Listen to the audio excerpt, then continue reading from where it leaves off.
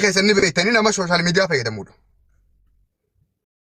درجة جيسة جبا أريك أب هذا سبب خا سبب عبدي اللي تك أمان ميت ما تهيدا مش أنا ما قرتن كل عبدي اللي نما مجاهد نميرو داف سبب تهيدا بر just right أرى ميت ما لبون جرو يسافا دمله إنه دوية تيجي لجرو مليانا عبدي اللي مبازي ويسود بنو أرميا خدا تكيوتك أت قوتو سير أنا من نميرو دينكم أكوان نانوا بهذا كان نانوا أرجع عن قبة ميدتي هذا نمني نو عبدي اللي قافا مكاسا قافت ورجع وجين كاتو تناسو ولا لمرة عبدي اللي قافا يكسا قافت جنوسايد نيجا جيسي قافا قافت أورمو قوتو وجين كاسو تندو سرجيراتي أول إيرتاتي هرجع وجين كونتكتي ولا والكبسي من تناسو ولا لا ده باك سياد عبدي اللي أورمو قوتو ميلا موري حركة موري من الرابو كاسة أباك بينها يسوع كده فيالي سقاما ميدا ما قولي عبد الله يكما سرنا إلى دنياتين بر لال يكساتيف قافة مود لال دبال قافة مود نمني مرتي ويلكم بغنا قاعد نفتي أوبسا لال حرارجي قفل سين بالين نمني جلقبيني راجل كبي بالي في حرارجين بالي بحر أيتو وان حواسن سون كيسة توري نمو جولين بالي أزدل جرتو ني برستي كومنتي بورana moyalen gujidan cenaksan bordodden babilen nam buqatin inni ummata kenya buqesi duugan sanyi excavatoran bakatti qote osolu bunjiran ka awwali qabenyaf qeef qabenya ra buqesi namni inni himmiidin eenyumatu jira asii Netherland ti dhaqamee ka interview godhameef kun maaliif ajandaan isaa biyya keessan jiru namichi kun Netherland jira Europe jechuudha. Ada Abdii illee biyya keessan jiru burti. Biyyan jiru nee Netherland jira. Hidhaa ture nuyi jaan turre. Hidhaa ture efa gaafa warra siyaasaadhaa hedduu gadhiisan san wajjin gadhiifamee mire. Efa gaafa Iskandari isaan gaafa Jawalfaan Baambaan nama hedduu gadhiisanii mire. Abdii illee amma qaamaan interview godhamu kompiitaraan. Qaamaan dayitee Euroopitti goote masiin. Amma si galte? Okay. Akkas ilaal dubbiin. Waan Oromoo Hararge qofa godhetti fakkaata uummata keenyatti lakki. Addatti uummata Harargeedhaa naannoo Somaalee jiraatan buqqisus kan inni duguugaa ture Oromoota daangaa Somaaleetiin Oromiyaa wal daangessan hunda liyyuu hayilii itti bobbaase. Waraabessaa wajji nama keenya hidhee maraachee barbu. Mee obsaa dubbadhu mee obsaan kun amma nama nu caalaa miidhama qabu nama nu caalaa uummanni sun miidheedha. Sinigalee amma warri akka obsaadhaa nama fuula miidiyaa kana gubbaa deddeemu namni keenya beekuufi malee miskiinii namni hin beekne baadiyyaa keessa jiru du'ee achi hin dhabame abbaan qabeenyaa kaarra barrandaa bulu abbaan qabeenyaa kaarra harka namaa eeggatu abbaan qabeenyaa kaarra sharaa keessa taa'u miliyoona hin dagatinaa isa kana hin dagatinaa obsaa itti obsaa dubbadhu. Akkam nagaa fayyaadhaa jirtu. Baga jiraattu obsaa nagaa. Nagaa walaa alhamdulillah. Isiniin galcha hundi keessan qoyaa warri yaada qabdan. Ani ammatti beeki miidhamni ilma namaa kun wal gargari. Sigalee namni gaafa wiicharii irra taa'u kana wiicharii tanarra taa'u bichaa miti. Sigalee ani gaafa san yoo akka carraa argite ani nama xiqqaa ture Osmanni finciisuutiin areeda kana baasee jechuu dandeessa. Sigalee immoo yoonii fi amma fakkeenyaaf ani yoonii fi abdii illee takki nammoo nama sana waa nama rasaa sana dhee kana waa guddaa itti humna dhabillee waan kana numaan hima. Sigalee waan hin ta'e ni hima. Ani nama biyya kana keessa haala guyyaa meeqa bulee guyyaa torba akka bulee ala biyya kana keessa. Nama markaattollee bulee beeku nama hospitaala keessa ji'a sadii jechuun waan laafee miti. Osoo hospitaalli tokko kana haaqamni tokko akkatti tuuchuu dararraa ol qabeen allaaliin ji'a sadii hospitaala keessas ture. Sigalee immoo wanti akka carraa tahee immoo ani sooshaal miidiyaa kanarratti immoo waan sooshaal miidiyaa kanatti namoonni tokko na fidanii arra jiraadhe malee sila arra jiraachuu hin jiraadhu ani. Si galee akka carraa ta'eeti malee silaarraan tanaanii lubbuudhaan asin eegu.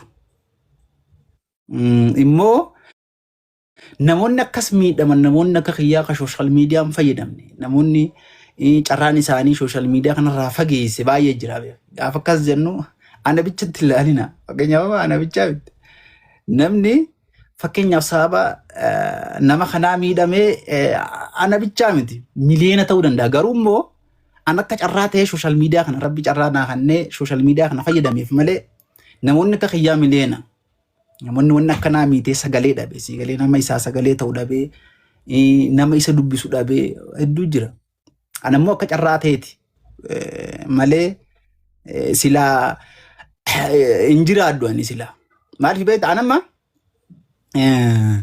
rabbii gaditti namoonni sababa naa ta'an jirani. Sigalee akkaniif akkaan tana jiraadhuuf.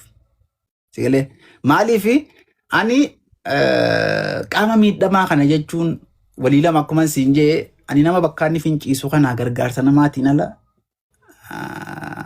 asirraa gabbee wiicharii kiyyara ta'uu dandeenye nama akkasiiti. Garuu rabbi naa laaffisee siigalee haadha manaallee qabaa isii naa galatoomtu sababa siitiin ilaa waan takka immoo waan silaa karaa namtolcheetiin natti dhufu uumamni rabbiitu fidaa rabbiitu fixaa. Waa hedduu isiititu akka namaatti takkaaniif nan jiraadhu tokki nammoo nama ta'e akka nan jiraadhuuf naaf onna godhe malee silaa arra jiraachuu dhabuu mala. Immoo waan kana gaafaaniif hin harkuu dhugaa rabbiitti koo hedduun gadde. Maaliif yoo jettee fayyaa tana gaafa dhabde beekta malee osoo qabduu garuu hin beektu. Gaafa dhabde immoo maal akka hin taate beekta. Biyya kana keessa biyya kana keessa nama miila qabu nama miila hin qabne akka kiyyaa kana dhiisi fayyaan isaatu jireenyi nu ulfaata sii galee annama biyya kana keessatti akkuma ta'e numa jiraatu haa ta'u garuu immoo gaafa akkas zawana bichaa osoo hin ta'in namoonni hedduutu jira. Ana bichaa miti namni akkasin miidhame akka carraa ta'e immoo namoonni immoo ana bichatti osoo hin ta'in anamma miila dhabuu miti bara. Rasaasa ilaa arraan tanaa rasaasa lamaan na keessa jira. Rasaasa lamaan na keessa hin baadhinni sun. Miilli kiyya tokko narraa muramee jira tokkicha narra jiru hin hojjetu. Ammoo akka ganda kaanii wanna kanan beeku maaf rabbiin ammoo naa laaffiseetuma malee sila akka sila jaraatiin hin jiru. Okay. Kuni qabdi bareedaadha. Amma taa dura dhaggeeffadhaa namni as gala jirtu hundi keessan nama Oromooti. Akkuma isin beektanii Abdiilleen waan inni Oromoo godhe waan namni tokkoo fi lama haasee fixuu miti waan hedduudha. Ka lubbuun du'ee fi ka qaamaa miidhamee fi ka qabeenya dhabee fi harcaatiin sababa Abdiillee Oromoo naannawaa tokko osoo hin taane guutuu Oromoo jechuu akka danda'amutti wanni inni dalagaa ture waan guddaadha.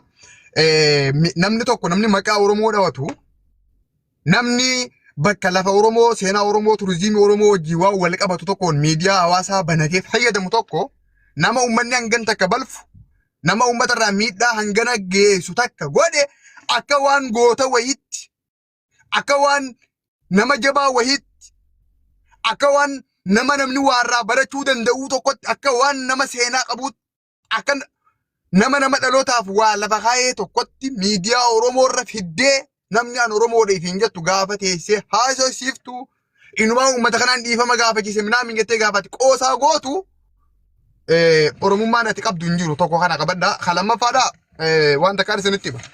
Akka carraa namni intala sanii wajjin wali dhiyeenya qabdan yoo jiraattan tokko maqaa isiitiif lama kabaja isiitiif sadi jireenya isiitiif afur miidiyaa isiitiif waan Abdiillee wajjin waraabde san yuutuuba irratti ol baasuudhaan miti bilbila isiiti akka ammoo kompiitara isaanii keessaa akka haqan dhaamsa kana biraan gaa itti hima inni tokko kana. Kalamaffaadha murtii waan sayyoo quba qabaatte hin beeku gama feesbuukaatiin na fakkaata gama hedduudhaan yaaliin godhamu jira na fakkaata. Yuutuubii nama sanii yoo danda'ame tokko fooloo irraa kaafachuun isteeppiidha. Lammaffaa fooloo kaasuu qofaa miti. Miidiyaan sun akka inni ugguramu miidiyaan sun akka inni qabamu yaaliin godhamu jira. Moos maamaffaa galatti reefu gara barruutiin argeen ture namoonni hedduun achirratti waan danda'an godhan iskaraasheetii gara koomentiitiin kaa'aa turanii. Kanaaf Oromoon gaafa dhaqaatii miidiyaa san ugguraa isin hin jalsala hodheetanii fooloo gootanii namni keenya bayyanatee nama isa miidhe, nama isa cabse, nama isa saqaale, nama isa buqqaase gurratti hin dhageeffatu hin qabu. Afaanuma inni ittiin dubbate miidiyuma inni irratti haaseessanuu danda'amaa taanaan balleessuudhaaf dalagamaa jira. Warri dandeessan gara riippoortiitiin gara waan adda addaa barreessuutiin gara yuutuubaatiin ogummaa akkasii qabdan dhayxanii achiin ammoo moosfaa hordoftanii yoo gareen jiru taate garee keessa galuu yoo ammoo dhuunfa dhaqanii wanni godhan jiraate namoonni muuxannoo qabdan dhayxanii waan dandeessan godhuu dandeessan. Tokko kanuma garuu immoo akka wali bu'iinsi hin dhufne akka wal komiin hin dhufne akka booda gandaan gara biraatti gara hin galle abdiin illeen ka Oromoo guutuu miidheedha. Oromoo guutuutu abdii illee irraa komii qaba. Masaratis eenyuunis yoo namummaa qabaattee Oromoo dhugaa san taate waan abdii illee gallakkisuudhaa miti waan abdii illee achi keessaa baasuutu sirra waajibaa jettanii itti himuu danda'uu qabdan. Keessattuu warroonni intaloota na dhiyaatan jechuudha. Moolii galu. Yoo ammoo didamee yuutuuba sanarratti sagaleen abdiillee hagallekkefamu ta'e Oromoon dhageeffatee dhiisamoo yuutuuba sanarra maaltu gaafa jiru ni agarra. Naamana namoonni keenya namni Oromoo namni jajjabaan an mataa kiyyarraa kaasee namoonni hedduun wal ta'e yeroo qabnuun namoonni waa'ee yuutuubaatiif wantoota adda addaa irratti hojjechuu danda'an namoonni hedduun jiranii dhugumatti abdiilleen intarviisaa san ni ilaalamti. Yuutuubni maqaa soofuu marqabu sunis itti fufa abdii yoo hin qabu. Waan achiin booda dhufu immoo ganuma wal agarra. Gadhiifamee jira warri gattan gadi hin dhiifamne gadhiifamuu hin qabuudha amma mormiin keenya. Feesbuuk irraa hanga tiktookaatti hawaasni bal'aan Oromoo hedduu hirmaachise mormiin godhamaa jira. Mormii kana dhageessee kabajaa fi itti fufinsa miidiyaa kanaatiif masarat waan kana hidha abdiyoo ta'e itti sokke. Hidha abduu gallakkistee vaariyaala fi viidhaa fi doolaara ittiin barbaade taanaan ammoo waan yuutuub isiitii fi isiirra ga'u isiin argumaaf jiraatti warri gaafsan gabbaatanii akka biraatti waan sanii hiikkattanii boohuu teessan ammuma masaratiin waan uummanni si qomate waan uummanni si qeeqe kana dhaabbadhu dhiisii irraa maqii ijaan. Gaafa deengadda yaasoo kabbataa fidanii intarviiyuu godhan itti gammadee ilaalaa turre. Arra garuu gaafa diina keenya isa abbaa fi haadha teenya ajjeese fidanii isaan intarviiyuu godhan gara itti ilaallu hin qabnu dhaynee yuutuuba san balleessuudha. Kana gaafa dubbannu immoo sodaa fi shakkii takka malee gala murreessinitti himnaa jechuudha. Kanaaf wanni godhamu kanuma kaan ammoo gara feesbuukaatiinis gara silaa namoota sirri jiran waa babarreessaniitiinis waan hedduu waan jiru ni yaalla barbaachisaa taanaan sagantaa bareedaa fi nama hedduu hirmaachise goone isa kanatti fufsiisuu ni dandeenya. Warra as keessa jirtan kan dubbachuu barbaadan dubbadhaa ni gabaabsina waan ta'eef dubbadhaa abbaan dubbachuu barbaadan. Assalamu alaikum warahmatullahi wabarakatuh. Waalaikum salaam warahmatullahi wabarakatuh. Nagaan. Galatoomii dabbal. Okay, perfect. Guyyaan jalqaba beeksisa kana harkeen masaratii dawwalee hojjettoota isiitii wajjin yoo dhagaa dhaggeeffataa jiraattes yoo agartes ni qabdii dawwalee fi masii hedduu wanni kun beekamsa kaasee namicha kana at least haa jiraataa hidhaadhaa bahee adabbii takka malee hidhaa bahee nagaan jiraataa jiraatullee akkuma dhokatee jirutti haa jiraatu namni madaa qabu gaafa nama isa madeesse sana arge madaasan yaadata waan ta'eef miidiyaaleen biyya kanaa gurguddoon hin dhiyeessine ati ammoo kan inni miidiyaa hawaasa Harargee qofa miti osoo Harargee qofa ta'ee namoota gurguddaa abbootii qabeenyaa waltaanota hedduu hiriyoota qabda waliin kan jiraattu kanaaf namoonni kululeessitti mufata hawaasni illee immoo dheekkamsa keessa jira kanaaf sagantaa kana osoo hixanii irree isinii wayyaa jeetin dursee itti hime. Hindageejje garuu. Deebiin ani harka deemaa ture miidiyaadha waan ta'eef kana hayyee inti jabaadhaa hajjoon adda baanee jechuudha. Okay. Yaani wanni fedhe haa ta'u malee sagaleen kan lakkifamaadha. Hagan danda'u itti himeetiin jira haga walitti dhiyaannuufis yaada ta'e. Yaa.